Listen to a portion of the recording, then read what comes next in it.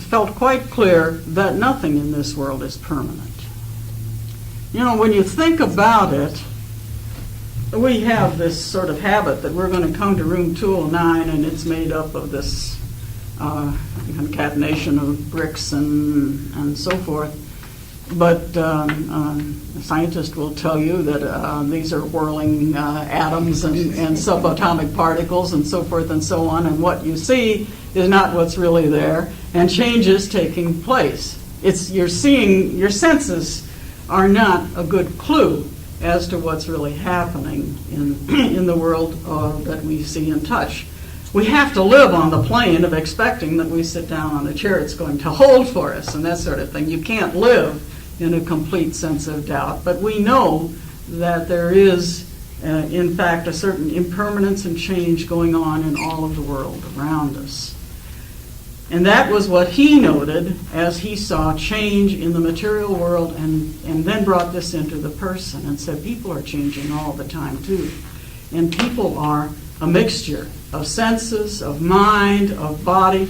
All of these different elements come together and form a person, but that person is changing all the time. There is no permanence to that individual person.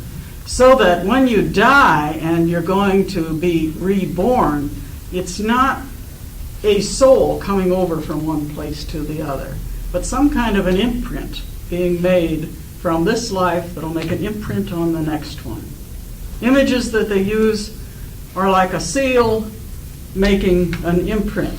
The seal coming from this life making an imprint on the next one that will set certain things in motion for the next life. Or the flame from this life, lighting the flame of the next life.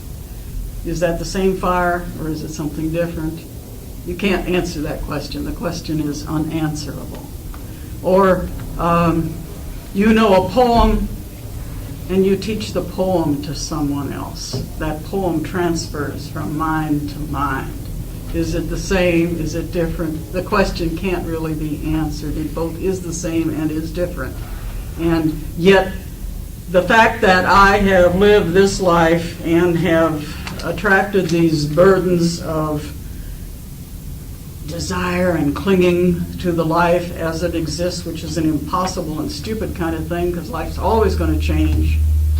Whatever we think we can count on for tomorrow, maybe it'll be here and maybe it won't, but you can't count on it. That's one thing you can know. There's no way you can count on it. And so the fact that I've lived in this particular way will make an impact on this next life. That's all that goes over. MaryAnneCavicchi doesn't go over as such, or even the way I think and so forth. But there will be an imprint. And that will continue and continue and continue.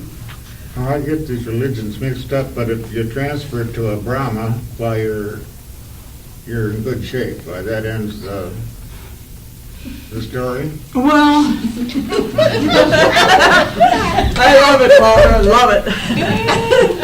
Now, what you have to do is get off this wheel of rebirth somehow, and it's not an easy thing to do. You can improve your situation by doing good deeds and so forth, and living a good life, and then your next life will be in an improved situation. You might even get to be a god for a while. They have a pretty nice life, but they're not permanent either. Part of our problem with some of these that we call polytheistic religions is that we use the word God only for one supreme being whom, when we really think about it, doesn't have qualifications, just doesn't have personality, doesn't have gender, that sort of thing. We use that word God in that way only. And then when you use the word God for something else, a lesser spirit, it's better to think of it as a spiritual power or something of that sort, because they know that they aren't talking about the ultimate God when they talk about these gods that help the family along and things of that sort. And Buddha knew that these other ways of worship were around, but Buddha thought they were worthless. For the main thing you were to try to do was to get off this wheel, so that you would not have to be reborn again. And yet, I don't think that's even the main thing. That's a big part of it. But the main thing is to reach this nirvana. It's not just a negative, I want to quit this cycle of rebirth. It's that I want to reach this blessed peace, this blessed, we don't want to call it existence, because everything that we know as existence is impermanent. And this is something beyond that. So there aren't any words for it.